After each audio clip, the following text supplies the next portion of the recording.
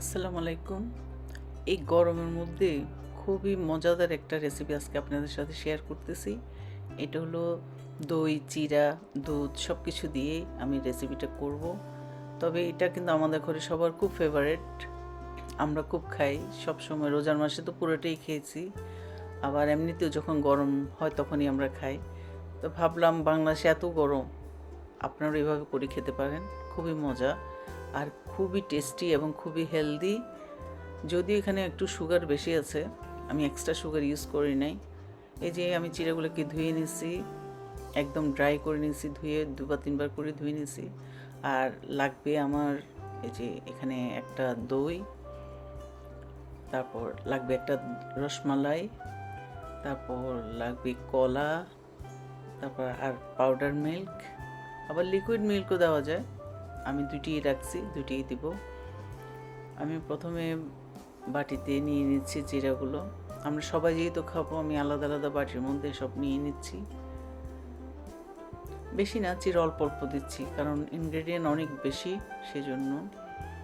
তারপর দিয়ে দিচ্ছি কলাকে কেটে পাতলা পাতলা করে।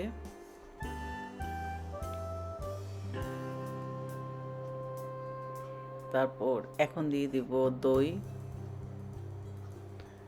এখানে আমি 2 চামচের মতো দই দিয়ে দিচ্ছি, কারণ আমার চিড়া অল্প, মেজারমেন্ট অনুযায়ী দিচ্ছি। তারপর দিয়ে দিচ্ছি রসমালাই। রসমালাই একটু ঝোলও দিয়ে দিচ্ছি, টেস্টটা বেটার হওয়ার জন্য। আর আমি এক্সট্রা যেহেতু সুগার ইউজ করব না, এই জন্য একটু রসমালাই ঝোলটা দিয়ে দিলাম। তারপর দিয়ে দিব এখন পাউডার মিল্ক। আমি আজকে নিডো ইউজ করতেছি, ওখান থেকে আমি 2 চামচ দিয়ে দিচ্ছি। তারপর এখন দিয়ে দিব লিকুইড মিল্ক, কারণ আমি এখানে পানি ইউজ করতে পারি, কিন্তু আমাদের এখানে মিল্ক সস্তা, সেই জন্য আমি মিল্ক দিয়ে দিচ্ছি। তারপর এখন দিয়ে দিব একটু লবণ, কারণ চিড়ার মধ্যে তো একটু লবণ দিলে টেস্ট একটু বেটার হয়, সেই জন্য আমি এখন একটু লবণও দিয়ে দিব। তারপর এখন বাস নেড়ে চেড়ে খাওয়া, আর খেতে এত মজা, মানে আর কিচ্ছু লাগবে না। আমরা আজকে রাতের ডিনার এটাই করছি, এভাবে করে বাস এক বাটি খেয়ে সবার পেট ভরা।